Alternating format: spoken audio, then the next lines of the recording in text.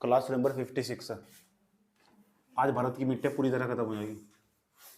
देखो दूसरे नंबर, पहले नंबर पर कल हमने पढ़ लिया भारत की जलोढ़ मिट्टी के बारे में। भारत के अंदर सर्वाधिक मात्रा में पाई जाने वाली मिट्टी जलोढ़ मिट्टी है। जलोढ़ मिट्टी के दो दो नाम बताए तुम, इसके कपाची, जो कछारी मर्दा या कोप मर्दा के नाम से इसे जानते हैं। याद रखना, जलोढ़ मिट्टी के बारे में बहुत सारे पॉइंट लिखवाए गए। जलोढ़ मिट्टी के ऊपर लास्ट की क्लास में एक सवाल भी दिया गया था, जो पीसीएस के स्तर से सवाल में, जिसमें तुम्हें कहा गया था कि 50 शब्द लिखने हैं। आज हम क्या करने वाले, आज हम पढ़ने वाले दूसरे नंबर पर जिस मिट्टी के बारे में बात करने वाले, उस मिट्टी का नाम लाल मिट्टी। लाल मिट्टी भारत के अंदर ना पाए जाने वाला, भारत के अंदर आईसीआर ना, भारत के अंदर आईसीएआर, इसने भारत के अंदर आईसीए का आर का पूरा नाम पता, Indian council for agriculture research, भारतीय कृषि अनुसंधान परिषद, जो कि 1956 में स्टैब्लिश किया गया था। इसके द्वारा भारत के अंदर 8 प्रकार की मिट्टी की पहचान की गई। 8 प्रकार की जो मिट्टी की पहचान की गई, दूसरे नंबर पर जिस मिट्टी की सर्वाधिक मात्रा भारत में पाई जाती है, उस मिट्टी का नाम लाल मिट्टी। और लाल मिट्टी के बारे में आज हम पढ़ेंगे, इसे लाल मिट्टी क्यों कहते हैं। देखो प्रायद्वीपीय जो भारत का पठार है ना, प्रायद्वीपीय भारत के पठार पर इधर दिखाई दे रहे क्रॉस क्रॉस से बने हुए, ये क्रॉस क्रॉस से, उधर देखो क्रॉस क्रॉस से बने हुए, क्योंकि ये वाला भाग टूट कर इधर से गया, प्रायद्वीपीय भारत के भाग में से टूट कर गया वाला भाग। तो इस क्षेत्र में से ना, इस क्षेत्र में प्रायद्वीपीय भारत के पठार, ये प्रायद्वीपीय भारत का पठार, प्रायद्वीपीय भारत का पठार कैसे कहते हैं, जो प्रायद्वीपीय पठार कैसे कहते हैं, जो तीनों तरफ जल से घिरा हुआ हो, ऐसी राशि प्रायद्वीपीय भारत का पठार कहते हैं, ऐसे भूखंड को कहते हैं प्रायद्वीपीय भारत का पठार, प्रायद्वीपीय पठार। ठीक, लेकिन भारत की बात तो प्रायद्वीपीय भारत का जो पठार है ना, इस प्रायद्वीपीय पठार का जो अधिकांश हिस्सा वो लाल मिट्टी का बना हुआ। जो लाल मिट्टी हो ना, वो कम उपजाऊ हो। क्यों? क्योंकि इस क्षेत्र में वर्षा भी पर्याप्त मात्रा में हो नहीं पाती। ये बात तुम जानते हो। ये बीच वाला जो क्षेत्र है ना, वृष्टि छाया प्रदेश के अंतर्गत आता है। समझ नहीं बात है। दूसरा, इस मिट्टी का जो छोटे छोटे फैक्ट बता रहा हूँ, लिखेंगे कैसे वो सब बताऊंगा। इस मिट्टी की विशेषता हो, इस मिट्टी के अंदर ना, इस मिट्टी का जो रंग हो, जो लोहे के ऑक्साइड हो, Fe2O3, Fe2O3 हो, लोहे के जो ऑक्साइड हो, नाम है देखो Fe2O3, Fe2O3, इन लोहे के ऑक्साइडों के कारण इस मिट्टी का जो रंग होगा लाल होगा। समझ में आया बात? ये मिट्टी इतनी ज्यादा उपजाऊ नहीं होती, कम उपजाऊ मिट्टी होगा। क्यों? इसका कारण ये है, इसका कारण ये हो, जो प्रायद्वीपीय भारत का पठार है ना, इस क्षेत्र के अंतर्गत, इस क्षेत्र के अंतर्गत हो, जो लाल मिट्टी हो, लाल मिट्टी के अंतर्गत इस क्षेत्र के अंदर ना ह्यूमस की मात्रा भी बहुत कम पाई जा। क्यों? पेड़ पौधे है ही नहीं इस क्षेत्र में, है नहीं, अभाव नहीं है ह्यूमस। मैंने बताया भारत के अंदर जितनी मिट्टी है ना, सबके अंदर ह्यूमस की, नाइट्रोजन की और फास्फोरस की, ह्यूमस की, नाइट्रोजन की और फास्फोरस की, तीनों की कमी मिलेगी। ये पॉइंट तो तुम हर प्रकार की मिट्टी के अंतर्गत कोड करना। समझ नहीं बात है। पहली पहली खास बात यह आई है, ये भारत के अंदर लाल मिट्टी, पहला पॉइंट यही होगा, लाल मिट्टी भारत के अंदर पाए जाने वाला मृदा का दूसरा सबसे बड़ा वर्ग, मृदा का दूसरा सबसे बड़ा वर्ग, जो भारत के केवल 8% भाग पर उपस्थित है। 8% भाग, यानी भारत के कुल क्षेत्रफल के 8% भाग पर लाल मिट्टी स्थित है। लाल मिट्टी का जो विस्तार है ना, लाल मिट्टी का विस्तार उत्तर प्रायद्वीपीय भारत के पठार के अंतर्गत अधिकांश हिस्से पर, ऐसे बोल लेंगे, जो लाल मिट्टी है इसका विस्तार ना, जो प्रायद्वीपीय भारत का पठार है उसके अधिकांश हिस्से पर। और आप देखो ये उत्तर में, देखो उत्तर में कहा, छोटा नागपुर का पठार नहीं है, छोटे नागपुर का पठार से लेकर उड़ीसा से लेकर, समझ में आए बात है, छोटा नागपुर का पठार उड़ीसा हुआ, उसी उड़ीसा के बाद यहाँ उड़ीसा हुआ, झारखंड, देखो यहाँ उधर झारखंड भी है, तो झारखंड तक फैला हुआ, उत्तर में झारखंड तक। समझ बात, छोटा नागपुर का पठार क्या दो, क्योंकि छोटा नागपुर का पठार झारखंड के हिस्से में, तो झारखंड वाले हिस्से में तो आ गए हो, तो उत्तर में कहाँ तक, झारखंड तक, झारखंड नीचे जो उड़ीसा होगा, उड़ीसा होगा में नीचे क्या होगा, आंध्र प्रदेश होगा, आंध्र प्रदेश होगा तेलंगाना होगा, तमिलनाडु तक और कर्नाटक तक, और कर्नाटक तो छोड़ दो, ऊपर में है महाराष्ट्र तक फैला हुआ ये पूरा क्षेत्र। तीसरे मैंने संक्षेप में कहा कि प्रायद्वीपीय भारत के पठार के अधिकांश भाग पर ना लाल मिट्टी का ही विस्तार है। और लाल मिट्टी इतनी अधिक उपजाऊ मिट्टी नहीं है, कम उपजाऊ मिट्टी। समझ बात है। इस मिट्टी के अंदर भी ह्यूमस, नाइट्रोजन और फास्फोरस की कमी पाई जाती है। समझ में आई बात है। ह्यूमस, नाइट्रोजन और फास्फोरस की कमी पाई जाती है। ये लाल मिट्टी के बारे में। लाल मिट्टी इसलिए कह रहे हैं क्योंकि लोहे के ऑक्साइड के कारण इसका रंग लाल हो। लोहे के ऑक्साइड हो Fe2O3, इस प्रकार के जो ऑक्साइड होंगे उनके कारण इसका रंग कैसा हुआ, लाल। ये लाल मिट्टी। समझ में आई बात है। आज तक जितने भी सवाल पूछे गए यही सवाल पूछे गए, इसका रंग किसके कारण लाल हो, Fe2O3 के कारण। दूसरे जो पीटी के सवाल है, जो छोटे छोटे सवाल है, और क्या सवाल पूछे गए, भारत के अंदर दूसरे नंबर पर पाए जाने वाले सबसे बड़ा मृदा वर्ग कौन सा, ये लाल मिट्टी है। और कैसे सवाल पूछे, लाल मिट्टी का विस्तार कहां से, यूपी में नहीं है, यूपी में। समझ बात है। मध्य प्रदेश में, हाँ है मध्य प्रदेश में। कौन कौन से क्षेत्र तक लाल मिट्टी का विस्तार है, तो उन क्षेत्रों के नाम पूछ जाते हैं। एक बार मैप में देख लो तो बस जाएगा दिमाग में।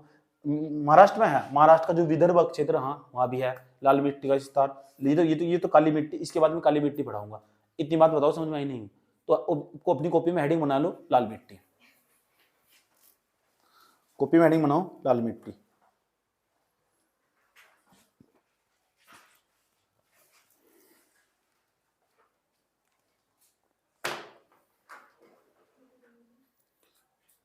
इसमें लिखो यह भारत में पाए जाने वाला मृदा का दूसरा सबसे बड़ा वर्ग है। यह भारत में पाए जाने वाला मृदा का दूसरा सबसे बड़ा वर्ग है।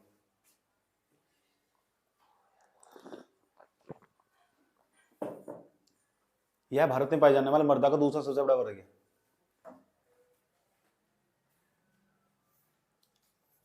दिखाई दे रहा? कोई दिक्कत यहां तक? यह भारत में पाए जाने वाला मृदा का दूसरा सबसे बड़ा वर्ग है। इतनी बात बताओ, कोई दिक्कत है यहां तक? अब बताओ इसका विस्तार बताओ कहां कहां तक। जो दक्षिण भारत बोल लोगे ना सर, या प्रायद्वीपीय भारत का पठार बोल दो, तो दक्षिण भारत के अंतर्गत ना अधिकांश हिस्से पे इस ये जो मिट्टी विस्तृत है। समझ में आई बात है? जो इसके कुछ क्षेत्र के नाम भी बता देंगे। लिखो दक्षिण भारत के प्रायद्वीपीय पठार के अंतर्गत यह मिट्टी अधिक क्षेत्र में विस्तृत है। यह मिट्टी अधिक क्षेत्र में विस्तृत है।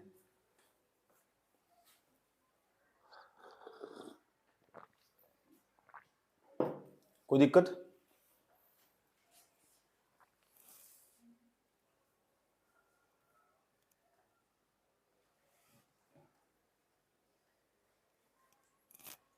दिक्कत है कुछ? अब देखो इस मिट्टी का निर्माण कैसे हुआ।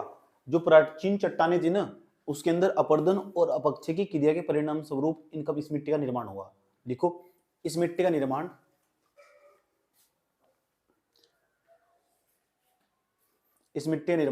प्राचीन चट्टानों के अपरदन और अपक्षय की क्रिया के परिणाम स्वरूप हुआ है। इस मिट्टी का निर्माण प्राचीन चट्टानों के अपरदन और अपक्षय की क्रिया के परिणाम स्वरूप हुआ है। अपरदन और अपक्षय की क्रिया के परिणाम स्वरूप हुआ है।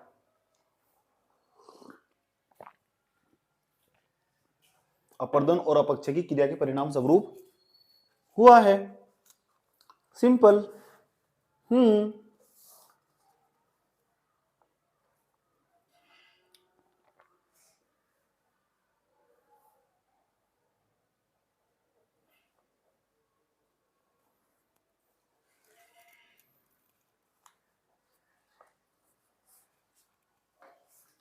इस मिट्टी में भी नाइट्रोजन, फास्फोरस और ह्यूमस की कमी पाई जाती है। इस मिट्टी में भी नाइट्रोजन, फास्फोरस और ह्यूमस की कमी पाई जाती है।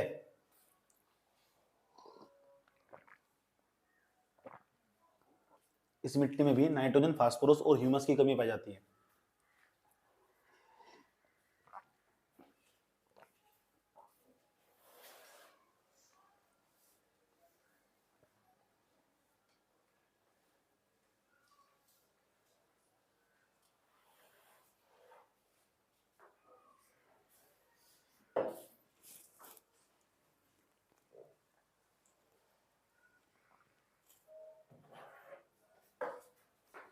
समझ में आया बात? या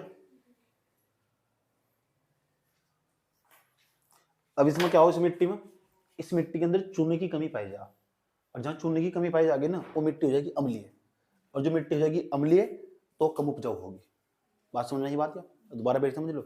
इस मिट्टी के अंदर ना जो चूना होगा उसकी कमी पाई जाएगी, और अगर उसकी कमी पाई जाएगी तो मिट्टी कैसी हो जाएगी? अम्लीय। और जब मिट्टी अम्लीय हो जाएगी ना, समझ आई बात? या तो मिट्टी कम उपजाऊ होगी। याद रहेगी बात? है देखो इस मिट्टी के अंदर चूने की कमी पाई जाती है,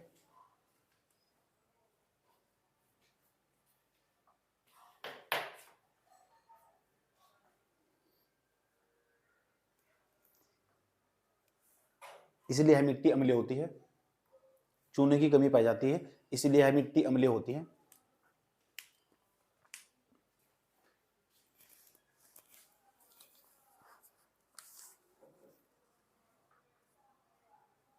पोषक तत्वों की कमी के कारण यह मिट्टी कम उपजाऊ है। पोषक तत्वों की कमी के कारण यह मिट्टी कम उपजाऊ है। चूने की कमी होती है, यह मिट्टी अम्लीय है। उसके बाद लिखना है बात, यह मिट्टी अम्लीय है, उसके बाद लिखनी पोषक तत्वों की कमी के कारण यह मिट्टी कम उपजाऊ है।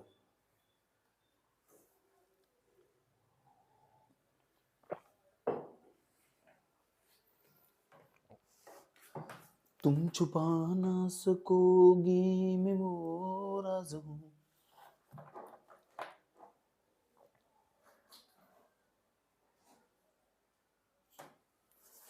बताओ इतनी बात समझ में आई नहीं आई? कोई दिक्कत?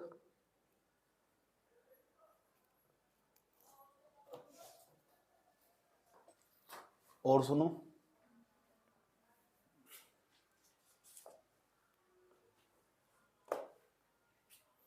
तो इस मिट्टी के अंतर्गत ना जिस फसलों को पैदा करा जाता उसमें आगा दलहन, तिलहन, कहीं कहीं क्षेत्रों में जैसा जहां ज्यादा पानी भर जाता है वहां चावल भी उगा लेते हैं।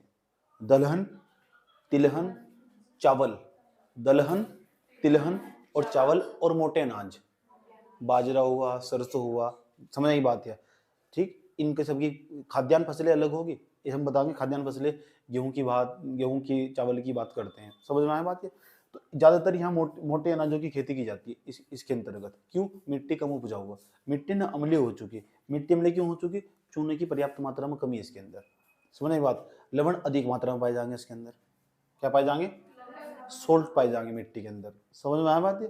ठीक, कोई दिक्कत? देखो इस मिट्टी के अंतर्गत पॉइंट वाइज लिख रहे हैं ना, ठीक। इस मिट्टी के अंतर्गत, इस मिट्टी के अंतर्गत मुख्यतः है दलहन, मुख्यतः है दलहन कोमा चावल।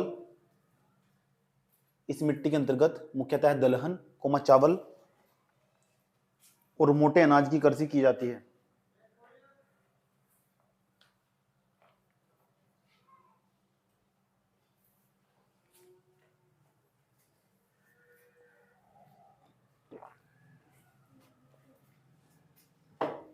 पता लग चुका? कोई दिक्कत? लेकिन पता क्या देखा जा रहा है आजकल? जो कर्नाटक है ना, कर्नाटक, उत्तरी कर्नाटक है, उत्तरी कर्नाटक के अंदर इस मिट्टी के अंतर्गत ना कहीं कहीं रबड़ की खेती भी करी जा रही है। रबड़ की और कव्वा, कव्वा कैसे कहते हैं? कॉफी को। अच्छा, तो उत्तरी कर्नाटक के अंतर्गत ना कभी कभी आजकल हाल ही के वर्षों में देखा जा रहा है, ये यहाँ ना इस फसलों के पैटर्न में बदलाव हुआ। जो फसलों का पैटर्न बदलाव हुआ तो ये क्या हुआ, ये सब जो मैं बातें बोल के बता रहा हूँ ना आगे भी काम आने वाली एग्रीकल्चर में भी। फसलों का पैटर्न पूरी यूनिट, जीएस थर्ड में पूरी यूनिट, जो तीसरा पेपर है ना जीएस 3 है इकोनॉमिक्स वाला, उसके अंदर इकोनॉमिक्स में एग्रीकल्चर की मेंस में पूरी यूनिट है। फसलों का पैटर्न किस तरह तेजी के साथ बदल रहा। अब हम इस मिट्टी के अंतर्गत ना उत्तरी कर्नाटक में, इस मिट्टी के अंदर, लाल मिट्टी के अंतर्गत हम रबड़ और जो कव्वा की खेती भी करनी स्टार्ट कर दी, हाल ही के वर्षों में डेवलप हुई। लिखो एक पॉइंट नोट में, NOT नोट लिख लो। हाल ही के वर्षों में, हाल ही के वर्षों में तमिलनाडु एवं कर्नाटक में, तमिलनाडु एवं कर्नाटक में लाल मिट्टी में, तमिलनाडु एवं कर्नाटक में, तमिलनाडु लिखो, तमिलनाडु एवं कर्नाटक में लाल मिट्टी में रबर और कहवा की खेती की जाती है। रबर एवं कहवा की खेती की जाती है।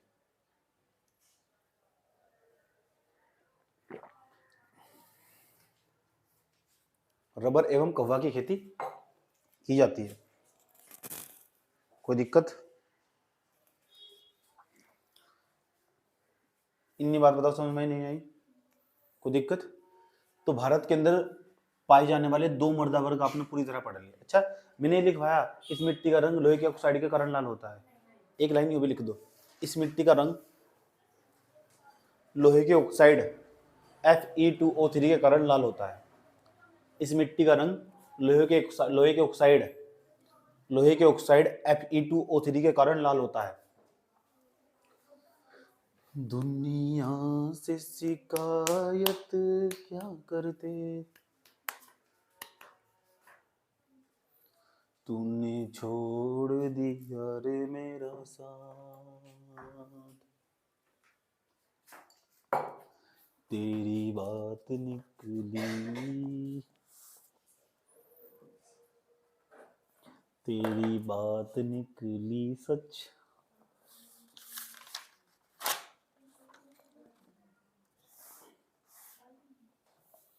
अब कौन से नंबर का मर्दा वर्ग पढ़ेंगे? तीसरे नंबर का मर्दा वर्ग।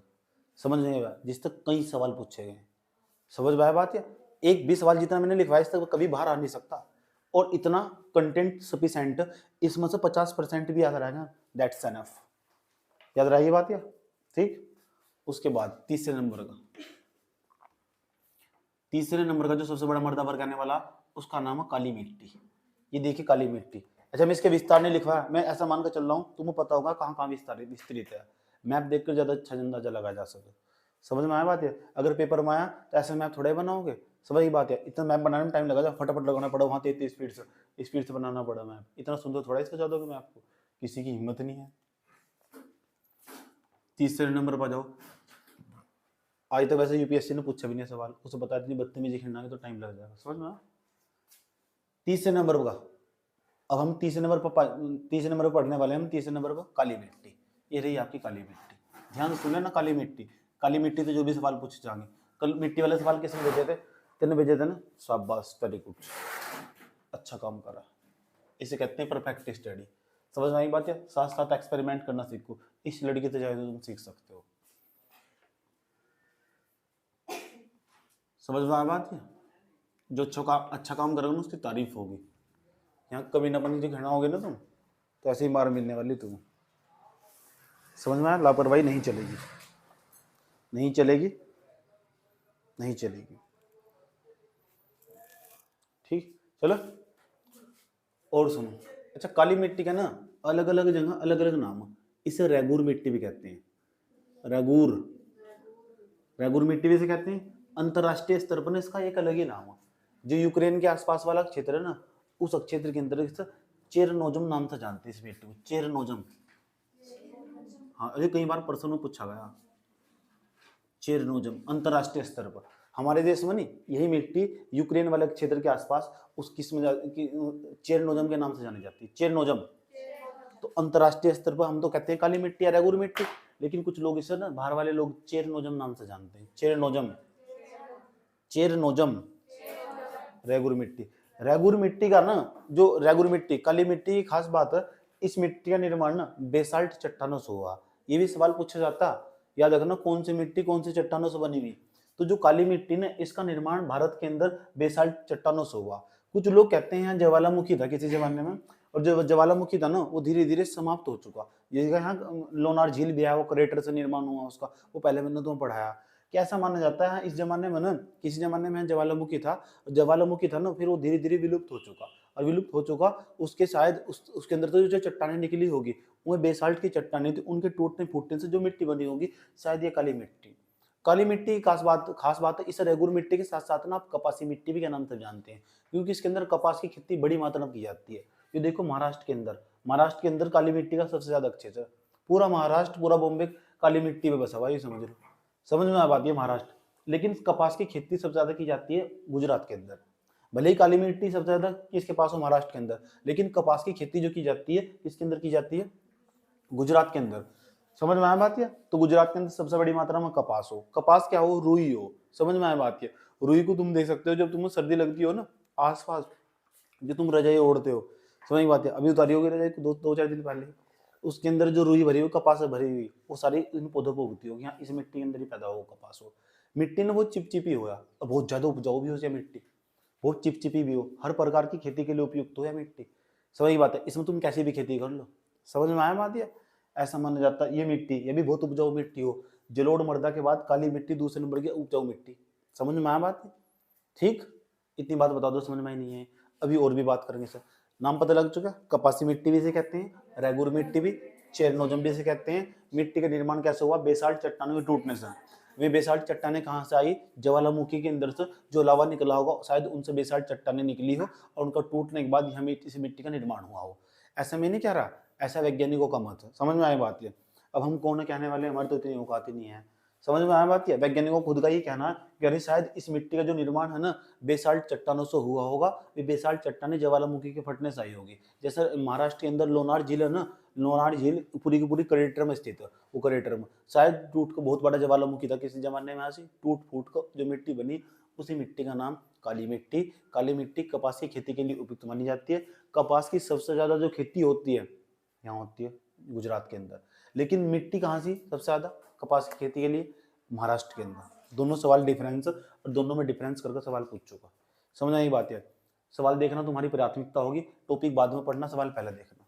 पढ़ाई ही बाद में करना, पहले सवाल देखना जब आना है उसे।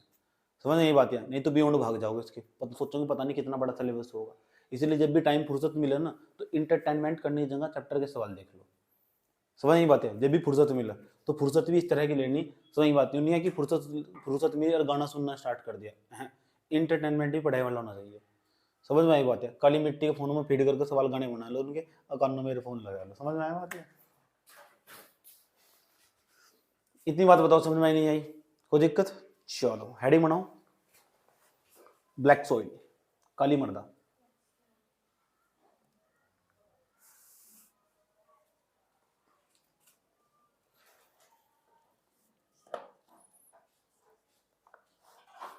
कोई दिक्कत? लिखो, इस मिट्टी का निर्माण, नहीं नहीं नहीं ऐसा मत लिखो, ऐसे लिखो, यह भारत में पाए जाने वाला तीसरा मर्दा का तीसरा सबसे बड़ा वर्ग है।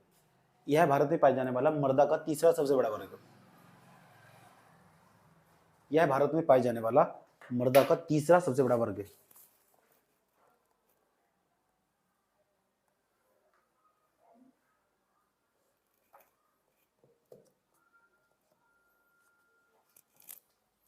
लिख दिया? दिक्कत नहीं है तो पाए जाने वाला तीसरा सबसे बड़ा वर्ग है, लिख दिया। यह मिट्टी मुख्यतः है महाराष्ट्र, पश्चिमी मध्य प्रदेश। यह मिट्टी महाराष्ट्र, पश्चिमी मध्य प्रदेश, उत्तरी कर्नाटक, आंध्र प्रदेश, थोड़ा सा आंध्र प्रदेश में वेदास का हिस्सा, तमिलनाडु, कर्नाटक, आंध्र प्रदेश। एडिटोरियल छोड़ दो, मजा ले हो, लिख लिया? हाँ, एडिटोरियल छोड़ दो, आंध्र प्रदेश के बाद तमिलनाडु, पूर्वी राजस्थान आदि क्षेत्रों में पाई जाती है। आदि क्षेत्रों में, गुजरात में लिख दो, लगा गुजरात, राजस्थान के बाद गुजरात में लिख देना, आदि क्षेत्रों में पाई जाती है।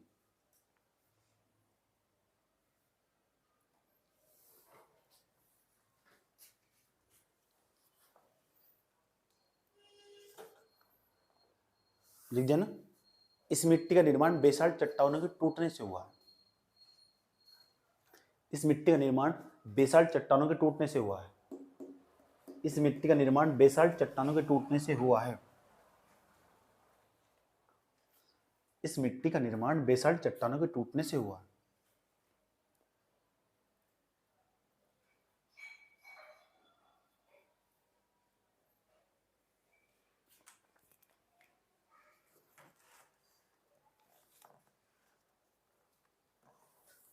जिसके कारण इसके कण बहुत बारीक होते हैं। जिसके कारण इस मिट्टी के कण बहुत बारीक होते हैं और यह मिट्टी चिपचिपी हो जाती है। कौन सी पिची? चिपचिपी। जिसके कारण यह मिट्टी, इस मिट्टी के कण बहुत बारीक होते हैं, जिस कारण यह मिट्टी चिपचिपी हो जाती है। ऐसे लग रहा है मुझे यहाँ कोई जल रहा है, मुझे ऐसे फूकने की आ रही है। औलाद वालो फूलो फलो,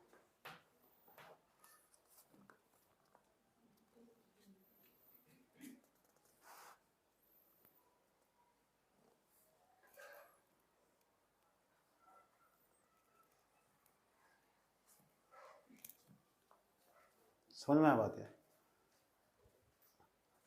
ऐसा देखा जाता, ये मर जाना जब सूख जाती है, इसके अंदर ना बड़ी बड़ी दरारें पड़ जाती है, बड़ी बड़ी दरारें।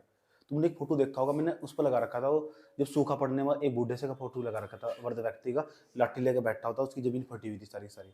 यही मिट्टी हो, यह मिट्टी ना बड़ी चौड़ी चौड़ी दरारें पड़ जाती है, और यह मिट्टी धीरे धीरे फिर भूननी स्टार्ट हो जाती है। ऐसी मिट्टी अपनी जो जुताई हो ना खेत की, अपने आप ही कर लेती है, ट्रैक्टर की भी जरूरत नहीं पड़ती। स्वतः जुताई वाली मिट्टी भी कहते हैं। समझना ही बात है? इतनी चिपचिपी और गिल्ली हो जाती है, फिर जब सूखती है ना धीरे धीरे, जो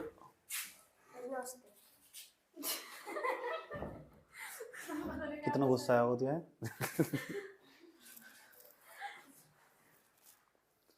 समझ में इसे ना स्वतः जुताई वाली मिट्टी भी कहते हैं, पता लग चुका क्यों? क्योंकि इसमें बड़ी बड़ी दरारें पड़ जाती है।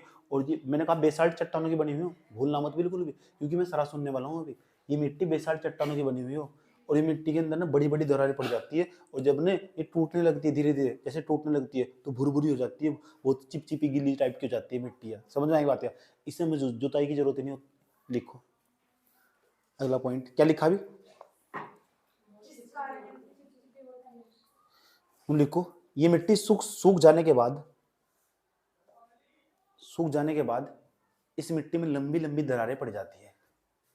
सूख जाने के बाद इस मिट्टी में लंबी लंबी दरारें पड़ जाती हैं। सूख जाने के बाद इस मिट्टी में लंबी लंबी दरारें पड़ जाती है।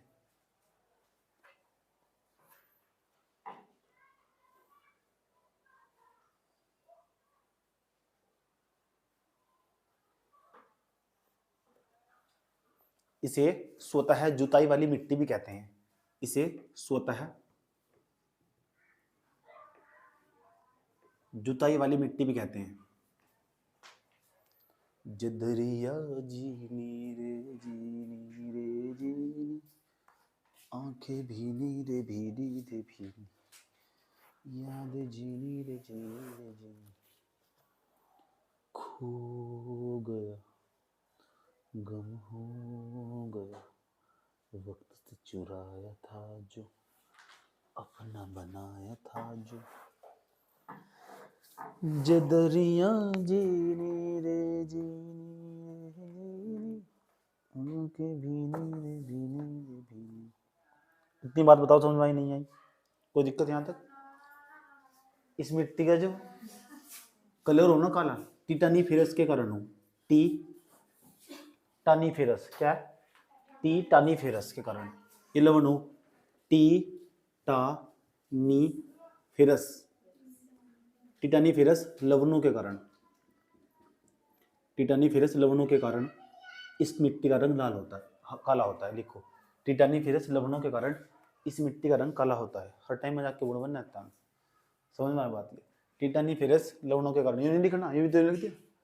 टिटानिफेरस लवणों के कारण इस मिट्टी का रंग काला होता है। टिटानिफेरस लवणों के कारण इस मिट्टी का रंग काला होता है। लिख दिया, ब्लैक होता है। ये भी सवाल पूछा हुआ टिटानिफेरस। इस मिट्टी को रेगूर मिट्टी, रेगूर मिट्टी, इस मिट्टी को रेगूर मिट्टी भी कहते हैं, परंतु अंतरराष्ट्रीय स्तर पर इस मिट्टी को चेरनोजम के नाम से जानते हैं। इस मिट्टी को रेगूर मिट्टी भी कहते हैं, परंतु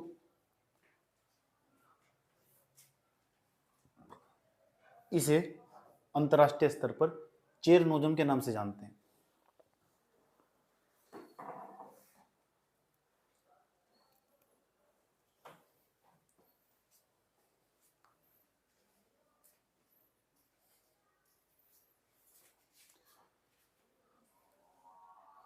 कोई दिक्कत यहां तक? और इसे कपासी मिट्टी भी कहते हैं, याद रखना बात। यार समझ आई बात है? तुम चाहे तो जहां तक काली मिट्टी लिख रखा है उसके राइट में ऊपर हेडिंग में कपासी मिट्टी लिख देना, कपासी, कपासी मिट्टी। कोई दिक्कत यहां तक? समझे? अच्छा, एक जीवगर्भ शास्त्री क्रेब्स नाम है उनका, क्रेब्स, इनके अनुसार ना ये मिट्टी पूरी तरह परिपक्व मिट्टी। इसके बाद मिट्टी, अगर कोई भी मिट्टी नहीं, दुनिया की जितनी मिट्टी है, चाहे वो लाल मिट्टी हो चाहे दूसरी प्रकार की जितनी मिट्टी है, मिट्टी का इसके बाद कभी कोई कलर नहीं हो सकता। यानी दुनिया की सबसे प्राचीन, दुनिया की सबसे जो मिट्टियों की माँ हो ना, वही है यार, परिपक्व अवस्था में आ चुकी है। परिपक्व इसके बाद इस मिट्टी का कुछ नहीं हो सकता। तो मैं नहीं कह रहा, क्रेब्स के अनुसार, क्रेब्स के अनुसार क्या है, उन्होंने बताया कि जो मिट्टी ना ये पूरी तरह परिपक्व मर्दा हो, इस मर्दा को हम परिपक्व मर्दा कहते हैं। जैसे हम कहने लगे तुम जिस क्षेत्र में भी प्रवेश करोगे ना, मैं उन सभी क्षेत्रों में प्रवेश करके बाहर निकल कर आ चुका, तो इसका मतलब मैं परिपक्व इंसान हूँ। तो मुझे हर चीज की नॉलेज है, चाहे तुम मेरे साथ ना कितना भी गेम खेल लियो वो भी मुझे समझ में आ जाएगा, कुछ भी कर लियो, क्योंकि मैं उन सब चीजों को घूम फिर कर पहले ही आ चुका। मैं संपूर्ण जानकारी, मैं परिपक्व अवस्था हूँ। कौन सी में? और तुम उसमें जाओगे परिपक्व अवस्था में, उसके लिए तुम्हें टाइम लगेगा। समझ में आया बात है? ठीक, इसलिए पापा के साथ मजाक करने की कोशिश मत करना बिल्कुल भी। समझ में आया बात? तो काली मिट्टी भी नहीं फंसेगा। समझ में आ रहा ना? क्या समझाया? क्या समझाया मैंने?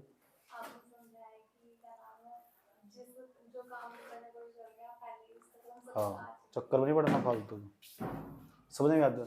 तुम्हें मेचरिटी फॉर्म आ चुका, तो मिट्टी मेचरिटी फॉर्म आ चुकी पूरी तरह, इसमें परिपक्व या परिपक्व मर्दा पक्की हो गया। समझ ये बात है?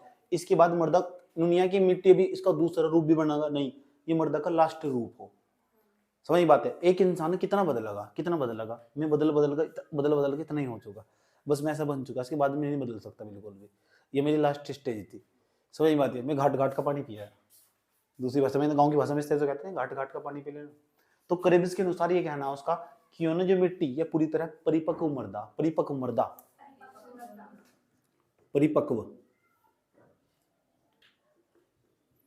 इतनी बात बताओ, समझ में नहीं है? कोई दिक्कत यहाँ तक? पहचान लो क्या लिखा हुआ। करेबिस के अनुसार इस मर्दा को परिपक्व मर्दा के नाम से जानते हैं। ये लाइन भी लिख दो, करेबिस के अनुसार लिख दो।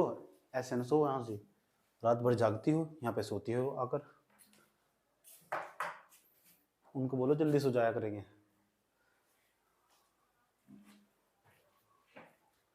अपने भैया को बोलो जल्दी सो जाएंगे, फिर यहाँ पे नींद आएगी आपको।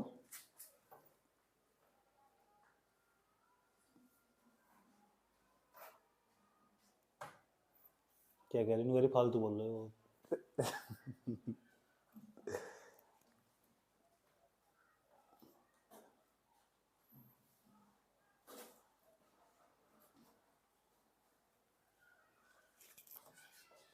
कोई दिक्कत है यहाँ तक?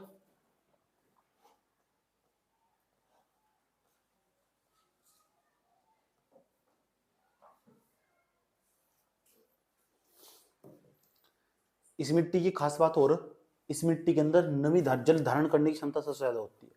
जितनी मिट्टी है ना, अगर मान लो आप यहाँ की मिट्टी उठाइए, लोड मिट्टी, और इस मिट्टी के अंदर अगर आपने यहाँ पानी डाला 1 लीटर यहाँ से, तो पानी तो धरती के अंदर समा जाएगा। ये मान लो इस मिट्टी में पानी डालने पर धरती के अंदर जो पानी है ना 10 सेकंड के अंदर गया, तो उसको 5 सेकंड में भाग जाएगा। इसका मतलब है इस मिट्टी के अंदर जल धारण करने की क्षमता दूसरी मिट्टी के से सबसे ज़्यादा होती है। ये बात याद रहेगी? कोई दिक्कत नहीं है? ठीक, इमेज बन गई दिमाग। ठीक, तो इसलिए ना ये जो मिट्टी हो, नमी धारण करने की क्षमता भी सबसे ज़्यादा हो उसके अंदर। इसके अंदर जो मिट्टी के अंदर 24 घंटे नमी रहती है, याद रखना बात यार। ठीक, लिखो देखो, इस मिट्टी के अंदर नमी धारण करने की क्षमता अधिक होती है। इस मिट्टी के अंदर नमी धारण करने की क्षमता सबसे ज़्यादा होती है। इस मिट्टी के अंदर नमी धारण करने की क्षमता सबसे ज़्यादा होती है।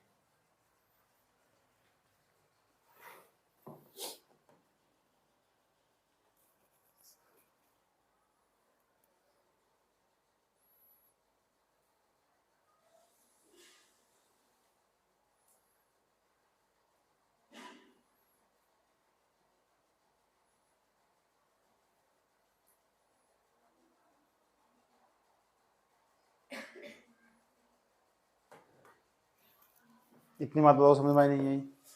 कोई दिक्कत? और तूने इसके बारे में, इसकी क्या कहानी?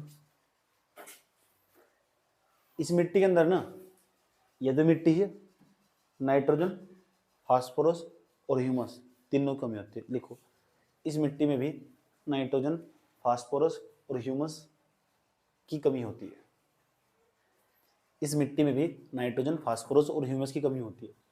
चलो मिट्टी के बारे में कुछ नहीं याद रहा, ये तो पॉइंट याद ही रहेगा, ये तो फेवरेट पॉइंट होगा। बचपन में जब क्वेश्चन याद करते थे कक्षा 7-8 में, ऐसे तो करते थे, कुछ ऐसा देख लेते सेम सेम कौन सा समझ, इसमें जो है इसमें नहीं है, इसमें है इसमें।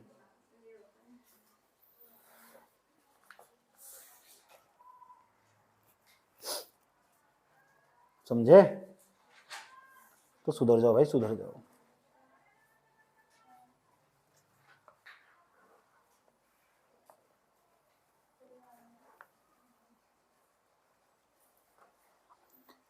इतनी बात बताओ, समझ में नहीं आई? कोई दिक्कत?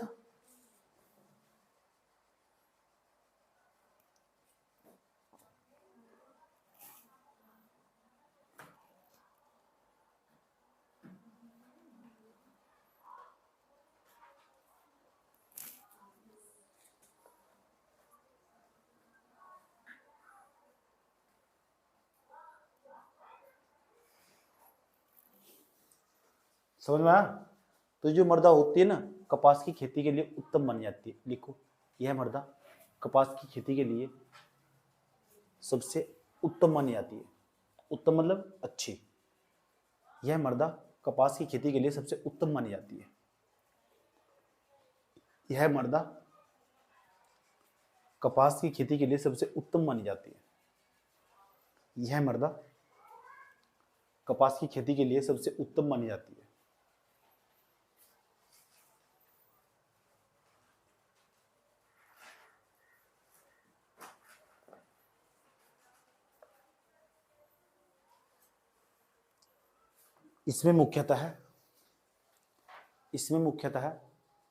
इसमें किसमें काली मिट्टी में, इसमें मुख्यतः कपास कोमा मूंगफली कोमा तंबाकू, कपास कोमा मूंगफली कोमा तंबाकू,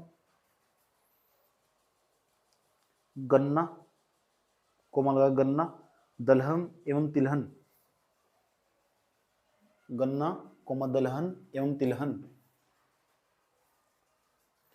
दलहन एवं तिलहन के लिए उपयुक्त मानी जाती है।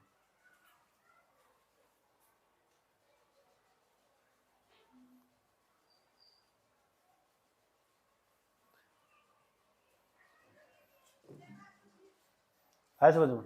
सबसे ज्यादा बताओ कपास की खेती कहाँ होती है? गुजरात में। लिखो नोट, NOT नोट। सबसे ज्यादा कपास की खेती गुजरात में होती है। कभी कभी महाराष्ट्र में भी आ जाए उसका स्थान, इकोनॉमिक सर्वे में डाटा दिखा जाए। लिख लिया ना? सबसे ज्यादा कपास की खेती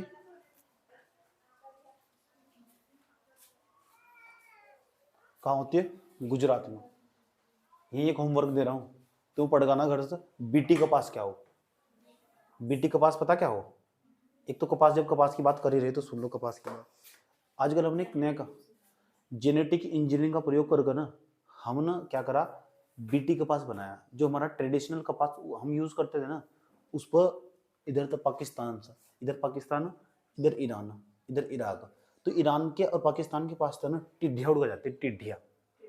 हाँ, टिड्डियों का आक्रमण होता था, और वे टिड्डियाँ कीट पतंगे आते थे, हमारे यहाँ कपास में बैठते थे, और जब कपास में बैठते थे उस पूरा पौधा खा जाते थे, और हम जो किसान थे उन्हें कुछ भी ना मिलता था। समझ की बात? यार, भारत वाले और लगाते थे, पाकिस्तान ने आक्रमण कर दिया, ये ईरान वालों ने आक्रमण कर दिया, और आक्रमण का नाम रख रखा है टिड्डियों का आक्रमण। भारत पर हुआ टिड्डियों का आक्रमण। एक थोड़ा सा उदाहरण दे रहा हूँ, जैसे यहाँ पर उनके पौधे खा जाते थे, और ये यहाँ के भी पौधे खा जाते थे सारे के सारे। अब यहाँ के किसानों ने बड़ी शिद्दत के साथ, बड़ी मेहनत के साथ कपास पैदा करा था, और कीड़े लग गए उसमें, कीट पतंगे लग गए, समस्या खड़ी होगी। तो उनके पास छिड़काव करते थे, वो छिड़काव भी इन पर काम नहीं कर रहा। फिर बाद में जाकर पता चला एक रासायनिक पदार्थ, अगर इन्हें पेड़ के ऊपर डाला जाए रासायनिक पदार्थ को, तो हमारा पेड़ भी खत्म हो जाएगा, टिड्डा तो खत्म हो ही जाएगा, टिड्डी तो खत्म हो जाएगा, हमारा पेड़ भी खत्म हो जाएगा। अब यहाँ के किसानों के लिए बहुत बड़ी समस्या होगी। तो हमने क्या करा, फिर वैज्ञानिकों ने उस रासायनिक पदार्थ को निकाला, उस रासायनिक पदार्थ का DNA लिया, और जो कपास का पेड़ है ना, कपास का पेड़ था, इसके DNA में इस जीन को डाल दिया, इस रासायनिक पदार्थ को डाल दिया। यानी पेड़ जब बड़ा होगा, उस रासायनिक पदार्थ को लेकर बड़ा होगा, जो रासायनिक पदार्थ से छिड़काव करते थे। समझ नहीं बात? यार, हमने DNA को ना बीच में तक काट कर उसके DNA में फिट कर दिया ये रासायनिक पदार्थ।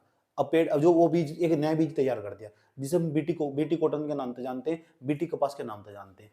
अब किसानों को कहा गया इसे अपने खेत में इस पौधे को लगाओ, और जैसे ही बड़ा होगा ना, बड़ा, इस बार फिर टिड्डियाँ फिर बैठी इसके ऊपर। इस बार मामला गड़बड़ था, जैसे ही टिड्डियों ने उसके अंदर डंक मारा, पेड़ के अंदर, कपास के अंदर, टिड्डियाँ तुरंत अपने आप ही खुद ही मर गई, क्योंकि उनके मुंह में वही रासायनिक पदार्थ चला गया।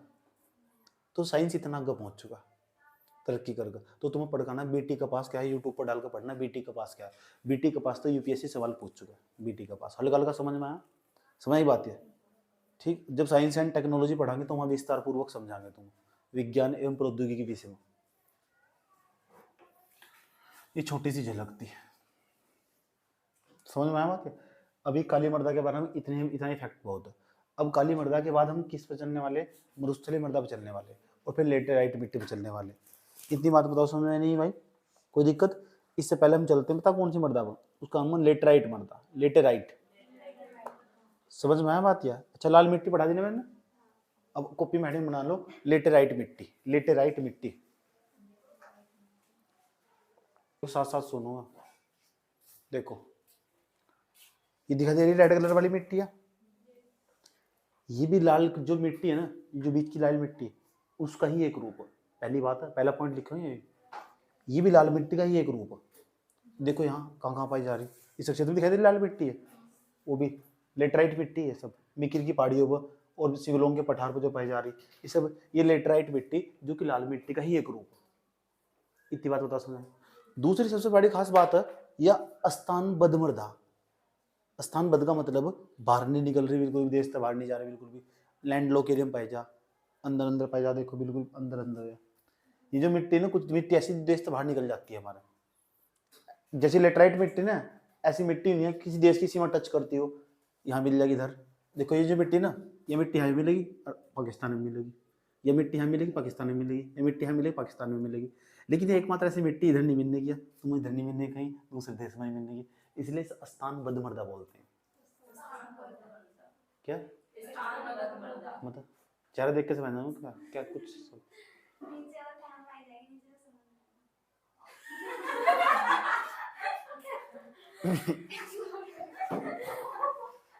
समझ में नहीं आया क्या? अरे यार इधर इधर थोड़ा ही मिलेगी मिट्टी यार, इधर क्या हो गया?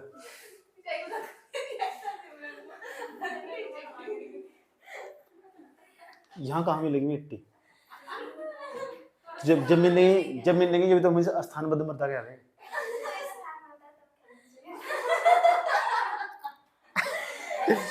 ये भी तो स्थानीय हो, ये भी तो स्थान इधर। समुद्र स्थान नहीं होता है, समुद्र स्थान नहीं होता है क्या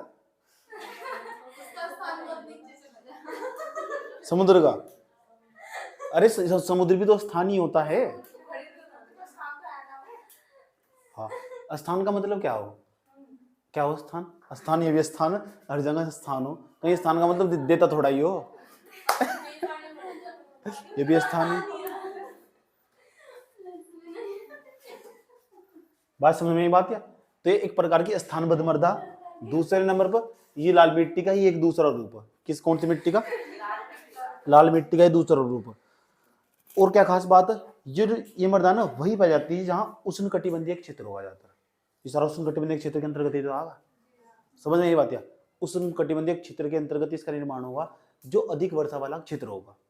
ये सारा अधिक वर्षा वाला क्षेत्र, ये भी और वो भी, ये भी अधिक वर्षा वाला क्षेत्र।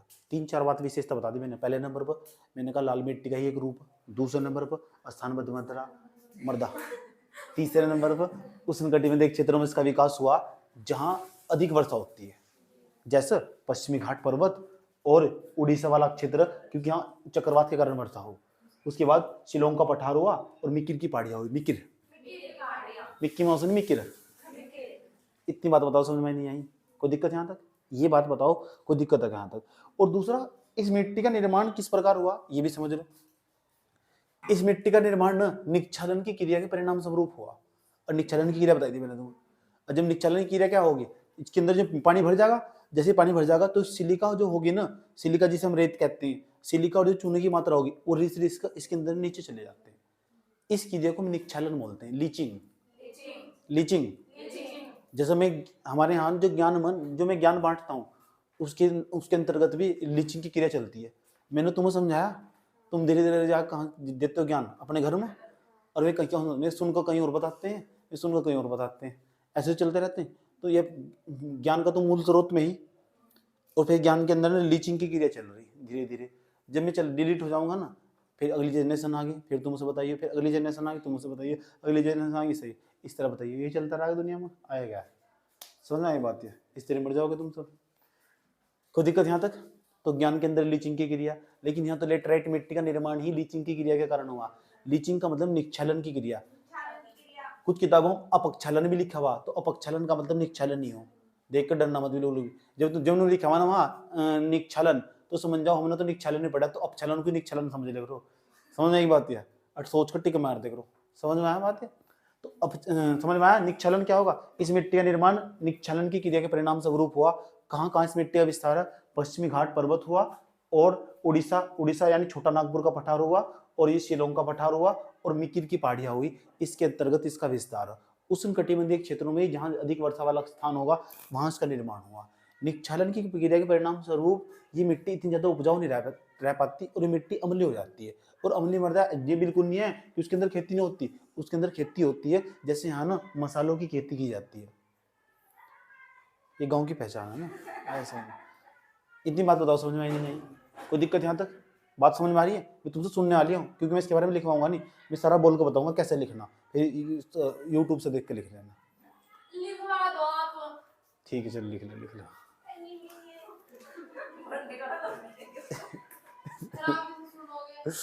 लिखो, हाँ वीडियो तो चल।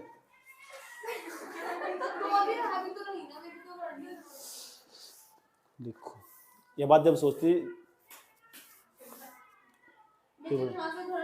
लेटराइट मिट्टी, लेटराइट मिट्टी लेटराइट मिट्टी लिखो।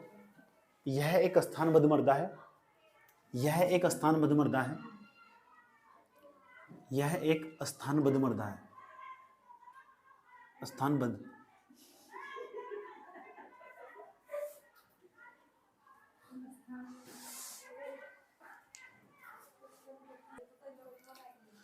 लिख दिया ना? क्या लिखा है? यह एक स्थानबद्ध मृदा है।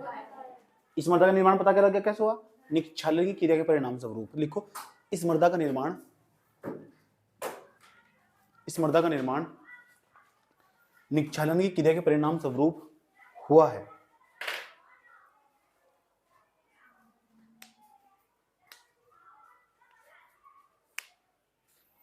इस मृदा का निर्माण निक्षालन की क्रिया के परिणाम स्वरूप हुआ है।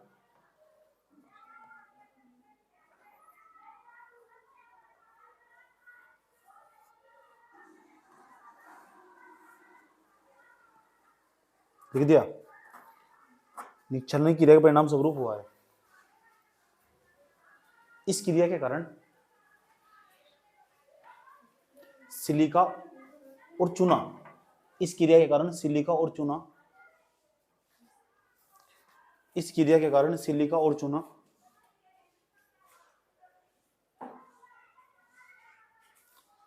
इस क्रिया के कारण सिलिका और चूना रिस रिस कर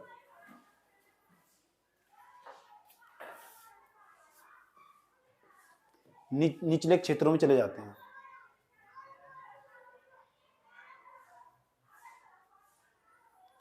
रिस रिस कर निचले क्षेत्रों में चले जाते हैं।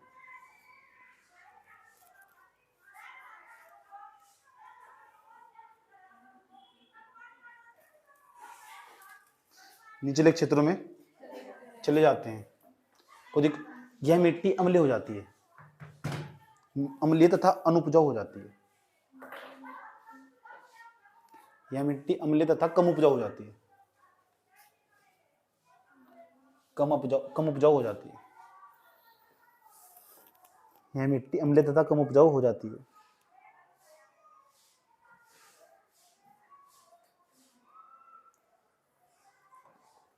परंतु इस मिट्टी में मोटे अनाज, दलहन,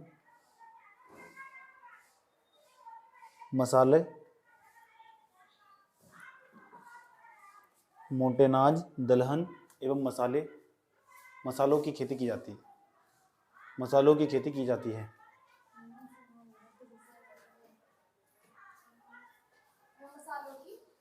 खेती की जाती है।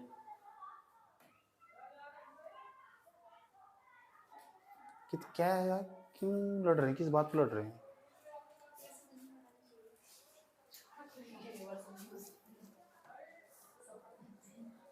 लिख दिया? इस मिट्टी का निर्माण उष्णकटिबंधीय क्षेत्रों में अधिक वर्षा वाले क्षेत्र में होता है। इस मिट्टी का निर्माण उष्णकटिबंधीय अधिक वर्षा वाले क्षेत्र में होता है। इस मिट्टी का निर्माण उष्णकटिबंधीय अधिक वर्षा वाले क्षेत्र में होता है। इस मिट्टी का निर्माण उष्णकटिबंधीय अधिक वर्षा वाले क्षेत्र में होता है।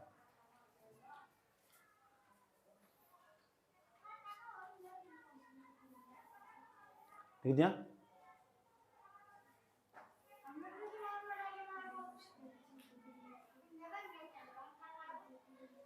चुप रहो। यह मिट्टी यह मिट्टी पश्चिमी घाट पर्वत कोमा छोटा नागपुर का पठार। यह मिट्टी बात कर ले इसके साथ। यह मिट्टी पश्चिमी घाट पर्वत कोमा छोटा नागपुर का पठार। यह मिट्टी पश्चिमी घाट पर्वत कोमा छोटा नागपुर का पठार कोमा शिलोंग का पठार तथा मिकिर की पहाड़ियों में पाई जाती है। तथा मिकिर की पहाड़ियों में पाई जाती है।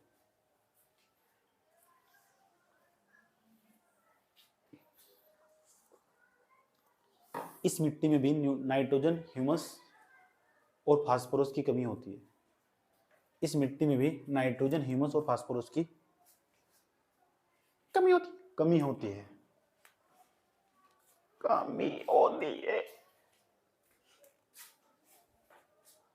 कमी होती है। ओके, लिख लिया तुमने? सही है। चलो,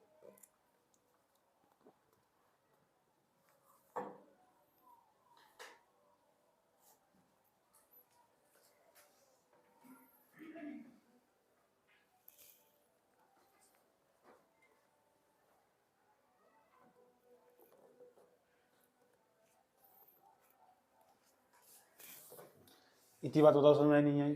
4 प्रकार की मिट्टी मैंने कवर कर ली। 5वें नंबर की मिट्टी पे जा रहे हैं हम। उसका नाम है वनीय मृदा या पर्वतीय मृदा।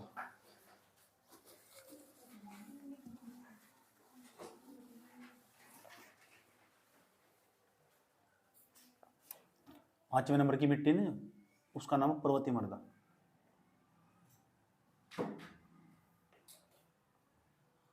इसे वनीय मृदा भी कहते हैं।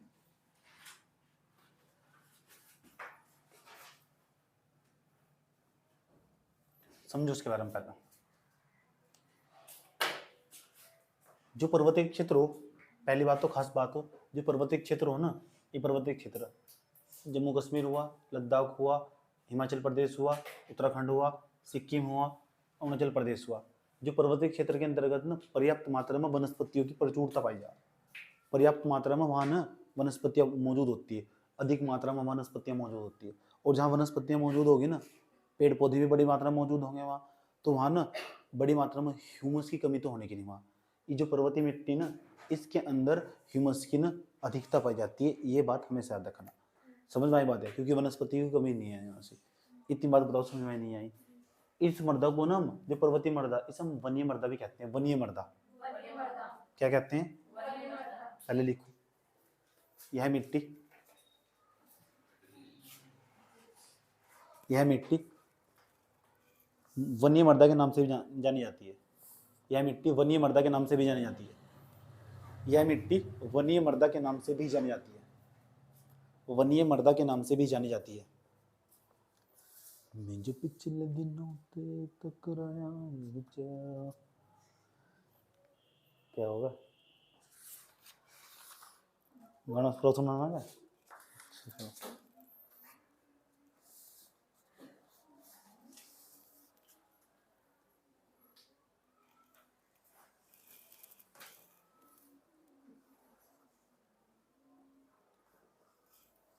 लिखो। इस मिट्टी में वनस्पतियों की अधिकता होने के कारण ह्यूमस की मात्रा अधिक पाई जाती है। इस मिट्टी में वनस्पति की अधिकता होने के कारण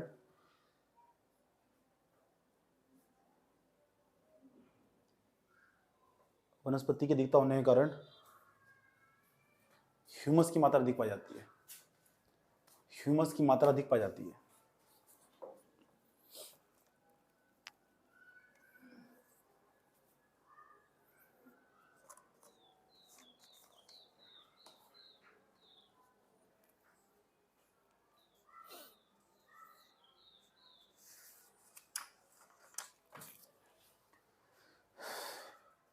यह जो मिट्टी ना, इस मिट्टी के अंदर बागवानी फसलें ज़्यादा होती है जिनमें फल उगते हैं, जैसे सेब हुआ, सही बात है, संतरा हुआ, जिनमें फल उगते हैं ना ज़्यादा, उनके लिए ज़्यादा ज़्यादा उपयुक्त मानी जाती है जो बागवानी फसलें हो।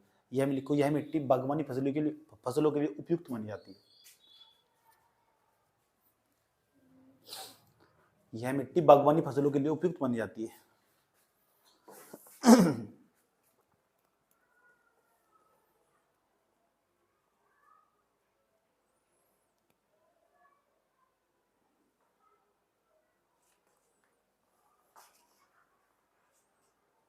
भारत में इस मिट्टी में कहीं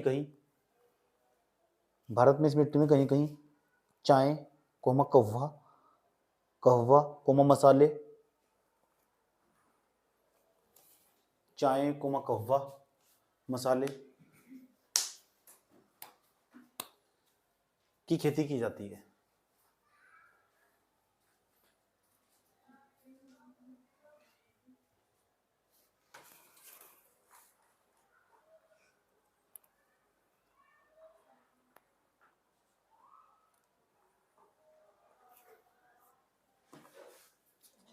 जो जनजाति हो ना, पहाड़ों पर जो जनजाति रह जा, इसी मर्दा के अंदर वो खेती करते हैं, पर्वतीय मर्दा के अंदर, ठीक है। जो झूम कृषि की जाती है, कौन सी? झूम कृषि।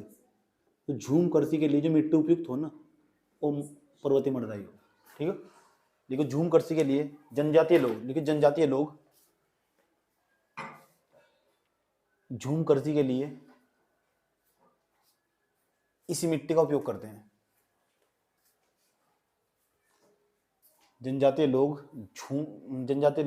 झूमिंग कृषि के लिए, झूम लिख लो, झुमका ना लिख लियो, लिख लिया ना।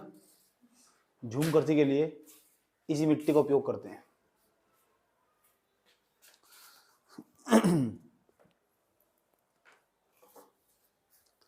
अब बताओ मिट्टी कहाँ कहाँ पाई जाती है बचवा? इधर जम्मू कश्मीर, लद्दाख, हिमाचल प्रदेश, उत्तराखंड, सिक्किम और अरुणाचल प्रदेश तक विस्तृत है। विस्तृत का मतलब फैली हुई है। लिखो लाइन, यह मिट्टी फलाना फलाना फलाना फलाना तक विस्तृत है। खुद लिखो इस लाइन को, मुझे कौन याद कर रहा है। तो पर्वतीय मर्दा हो चुकी, ठीक है। नहीं सारे बस में सोच रहे थे मूवी दिखाएंगे, दिखाने का नहीं मूवी। चलो ठीक है, थोड़ा सा और रहेगा, थोड़ा उसके बाद मूवी दिखाएंगे, पक्की बात 100%। हम अपनी फेवरेट मूवी दिखाएंगे तुमको, मरुस्थली मर्दा। हेडिंग बना मरुस्थली मर्दा, ये वाली 5 होगी 6, 6 नंबर बाबू, मरुस्थलीय मर्दा, मरुस्थलीय मर्दा।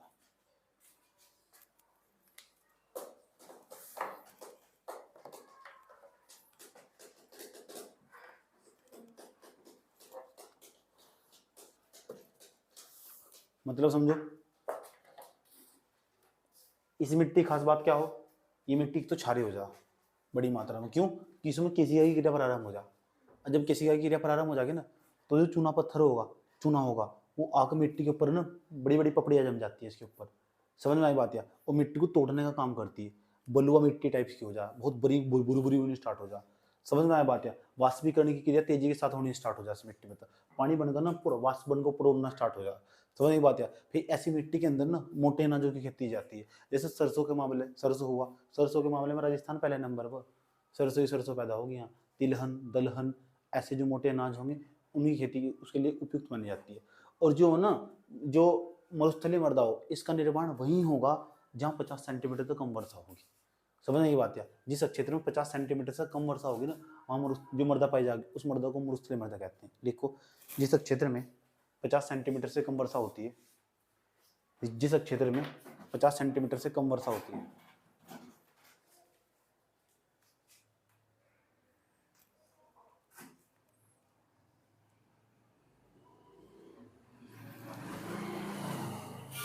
पचास सेंटीमीटर से कम वर्षा होती है, वहां जो मृदा पाई जाती है उसे मरुस्थलीय मृदा कहते हैं।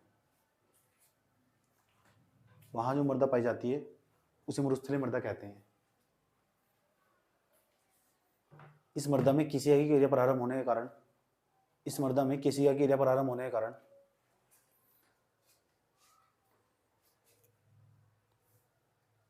चूना पदार्थ अधिक मात्रा में पाया जाता है।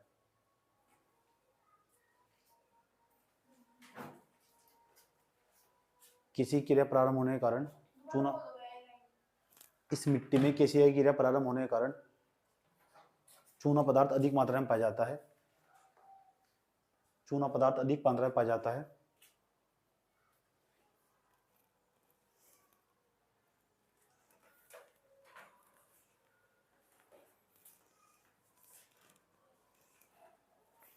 चूना पदार्थ अधिक मात्रा में पाया जाता है, लिख दिया।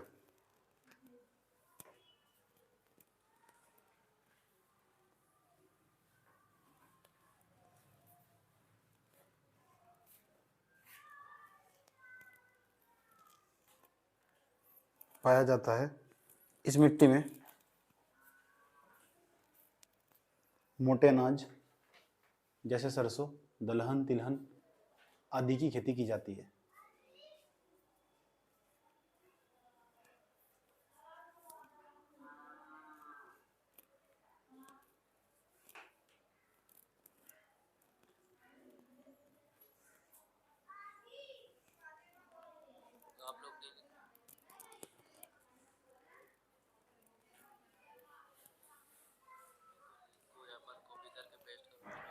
लिख दिया।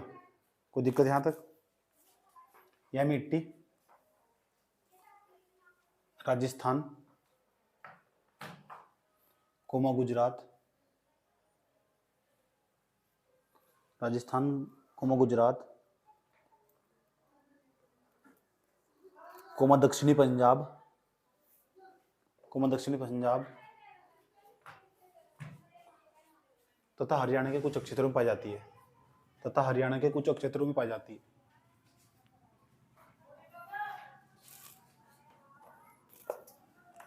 हरियाणा के कुछ क्षेत्रों में पाई जाती है। लिख दिया।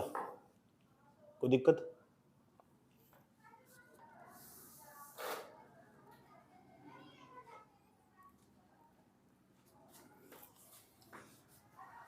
कितनी होगी? सातवीं मिट्टी। सातवीं मिट्टी का नाम लिखो। उसके बाद भाई लवणीय मृदा, लवणीय मृदा,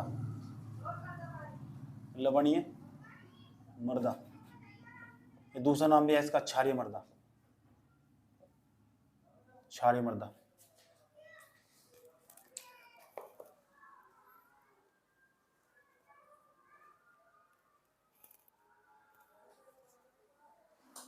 बहुत सारे नाम है, क्या देखना बात यार।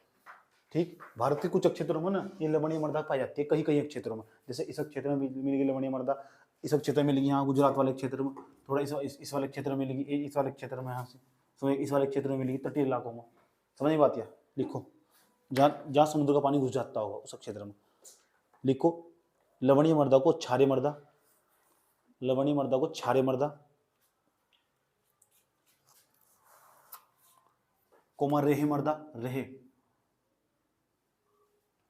पर लिखा हुआ रेही मृदा, कोमा ऊसर मृदा, ऊसर, ऊसर देखो कितने सारे नाम है उसके, ऊसर मृदा, कोमा कल्लर, कल्लर, कल्लर मृदा। याद रहेगी बात यार। गांव में यूज करते थे एक बार कल्लर, कल्लर में बैठ जा। इसका क्या मतलब? कल्लर में बैठते थे, मम्मी दादी दादा के साथ जाते थे ना, तो ये बोलते थे चल इधर कल्लर में बैठ जा। तुम्हें नहीं पता क्या हो कल्लर में बैठ जा? कल्लर में, कल्लर का मतलब खाली स्थान में बैठ जा। समझ नहीं बात यार? तो तुमने कभी सुना नहीं वर्ड गाँव में? मतलब कितने पिछड़े हुए इंसान हो तुम।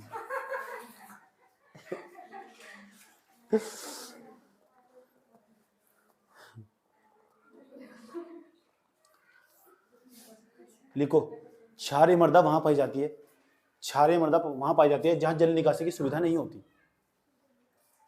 क्षारीय मृदा वहां पाई जाती है जहां जल निकासी की सुविधा नहीं होती। लिख लो। बैठी सुन ली। क्षारीय मृदा वहां पाई जाती है जहां जल निकासी की सुविधा नहीं होती। अजीब अजीब पीस पड़ा हुआ दुनिया। जल निकासी की सुविधा नहीं होती। हाँ, दलदली एक क्षेत्र नहीं होता है कहीं कहीं, जल जाने का ही नहीं कहीं।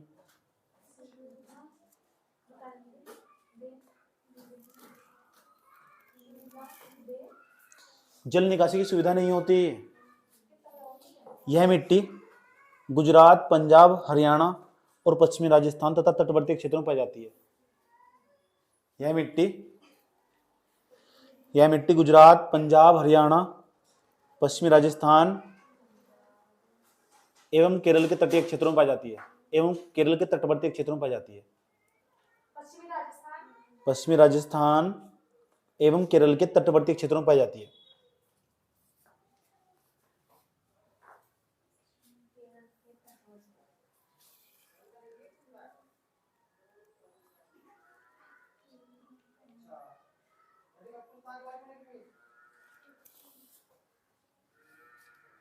इस क्षारीय मृदा में नारियल एवं तेलताड़ी की खेती की जाती है।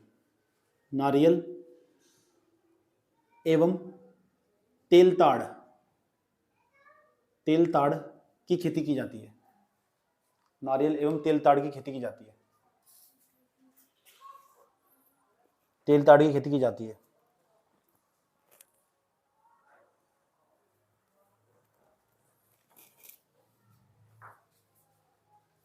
अच्छा, इस मिट्टी क्षारीयता को कम करना हो तो मैंने कल बताया था तुम, अगर मिट्टी क्षारीयता को कम करना हो तो उसमें क्या मिलाते हैं? जिप्सम मिलाते हैं। जिप्सम और हरी घास मिलाकर ना इस मिट्टी की क्षारीयता कम किया जा सकता है। लिखो, हरी घास व जिप्सम मिलाकर इस मिट्टी की क्षारीयता को कम किया जा सकता है। हरी घास व जिप्सम मिलाकर इस मिट्टी की क्षारीयता को कम किया जा सकता है। हरी घास व जिप्सम मिलाकर इस मिट्टी की क्षारीयता को कम किया जा सकता है। Okay,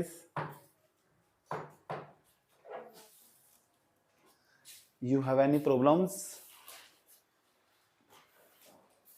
Can you attending movies? I'm not interested. Last मिट्टी बताओ, उसका नाम पीटीए दलदली मिट्टी, मैग्रोवनों के लिए प्रसिद्ध है। 8वें नंबर की मिट्टी, पीट या दलदली।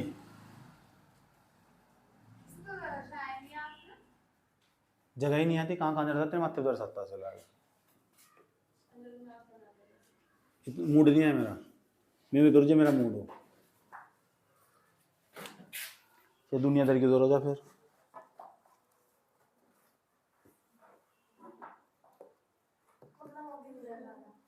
मूड नहीं है।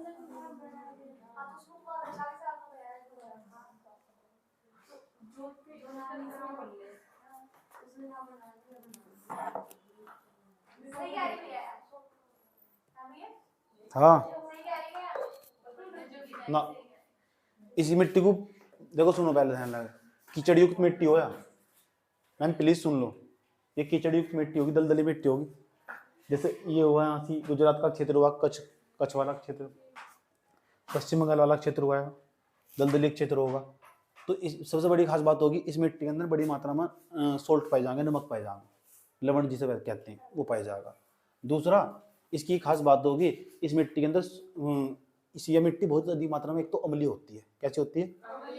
अम्लीय होती है। और इसके अंदर बड़ी मात्रा में ह्यूमस की अधिकता पाई जाती है। किसकी? कीचड़ पाया जाएगा। समझ नहीं बात है कि ह्यूमस की कमी पाई जाती है, याद रखना बात है, ह्यूमस की कमी, अधिकता नहीं पाई जाती, कमी पाई जाती है। ह्यूमस तो वहां मिलेगा तुम पेड़। समझ में आ बात है? लिखो पॉइंट, लिखो पहला पॉइंट, अधिकता लिखिए थे, लिखो पहले पॉइंट लिखो, मैं बताता हूँ।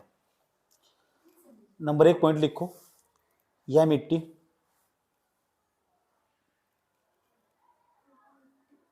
वहां पाई जाती है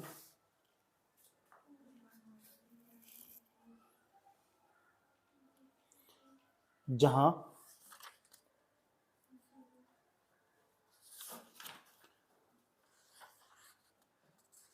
दलदलीय कीचड़ युक्त क्षेत्र होता है। दलदलीय या कीचड़ युक्त क्षेत्र होता है। दलदलीय या कीचड़ युक्त क्षेत्र होता है।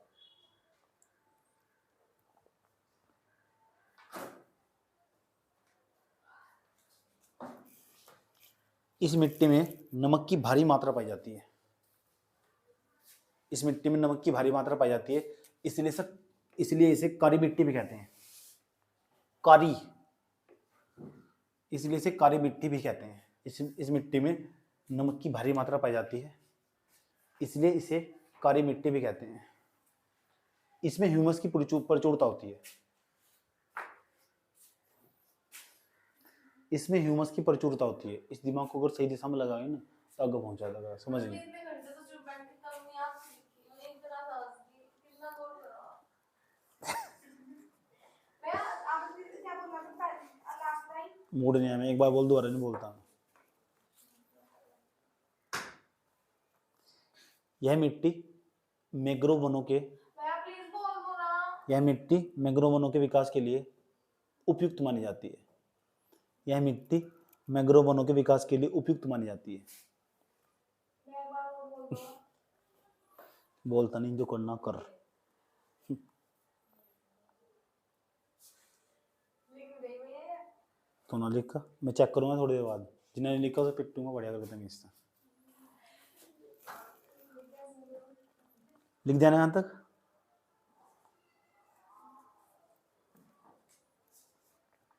कोई दिक्कत? चलो, इसे जैव मृदा भी कहते हैं। जैव मृदा ऐसा नहीं लिखिए, इसके ब्राइट बनी थी जैव मृदा। सिर के मेरे। और ये भारत की मिट्टी हुई समाप्त। समझ में आया बात क्या? भारत की मिट्टियां पूरी तरह समाप्त समाप्त समाप्त। अब हम जा रहे हैं सवाल की तरफ। पेपर में कैसा सवाल आया उत्तराखंड पीसीएस में 2016 में? लिखो क्वेश्चन। क्वेश्चन लिखो। चट्टानों के अनुसार भारतीय मिट्टियों का 2012 में आया। चट्टानों के अनुसार भारतीय मिट्टियों का वर्गीकरण कीजिए। चट्टानों के अनुसार भारतीय मिट्टियों का वर्गीकरण कीजिए। 125 शब्दों में लिखना, ज्यादा नहीं लिखना। अब देख लो कितना कंटेंट निकालना तुम्हें। 100 पेज का कंटेंट निकालना कुछ। ये 8 प्रकार की मिट्टी को तुम 100 पेज में समझाना, तो 2-2 4-4 लाइन निकाल के बढ़ते रही हो। अब मैप बनाएगा।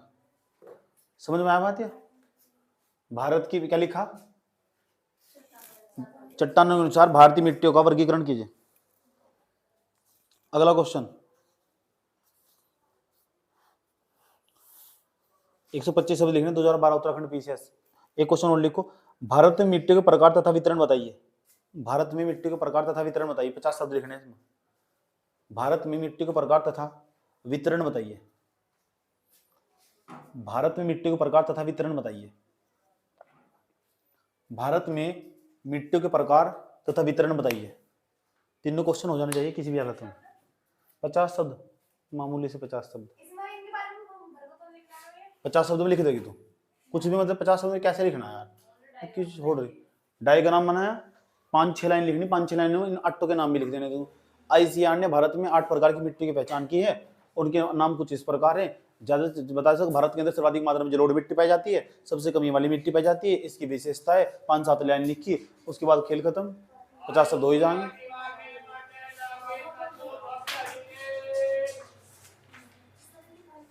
अब और क्या रहा पहले सुन लो। जो भारत की मिट्टी आने, अब मिट्टी तो पड़ रही सारी भारत की। अब भारत की मिट्टी में आ चुकी समस्या। अब समस्या क्या है वह? अब फिर समस्या का निदान क्या है? अब जो समस्या आ चुकी है ना, जहां समस्या और जहां प्रभाव और जहां कारण, वहीं यूपीएससी। जहां समस्या ना वहीं यूपीएससी। अब भारत की मिट्टी में क्या आ चुकी? समस्या। यहां तक तो पीसीएस है, यहाँ भारत की मिट्टी। अब भारत की मिट्टी में समस्या आ चुकी। और समस्या क्या है? मृदा अपरदन। मर जाती ना जो, और टूट टूट कर उसका ओढ़ पिट लिया धीरे धीरे। मृदा पूरी तरह खराब हो चुकी। और मृदा कैसे खराब हो चुकी, उसके कारण क्या है मृदा के खराब होने के? मृदा का क्षरण होता चला जा रहा तेजी के साथ। मृदा का क्षरण क्यों हो रहा है, उसके क्या कारण, इस बात को हमें समझना। तो यहाँ तो अपनी बात, कल को मेंस का ओरिजिनल टॉपिक प्रारंभ होगा। समझ में आया बात? ये कि मृदा अपरदन के कौन कौन से कारण हैं, और दूसरा मृदा को संरक्षण करने के लिए हाल ही में कौन से प्रयास करे गए सरकार के द्वारा, और क्या क्या किया जा सकता है मृदा को बचाने के लिए। बात समझ में आई है? कोई दिक्कत? सवाल समझ में आ रहा? पूरा सब क्वेश्चन तैयार हो रहा? समझ में आई बात? यार 250 शब्दों का पूरा क्वेश्चन तैयार हो रहा आगे जाकर। बात बताओ, समझ में आई नहीं आई? कोई दिक्कत? भारत की मिट्टी पढ़ ली। भारत के अंदर कितने प्रकार की मिट्टी पाई जा? 8 प्रकार की। ठीक है, 5 मिनट का ब्रेक मिलेगा, उसके बाद मूवी दिखाई जाएगी। ठीक।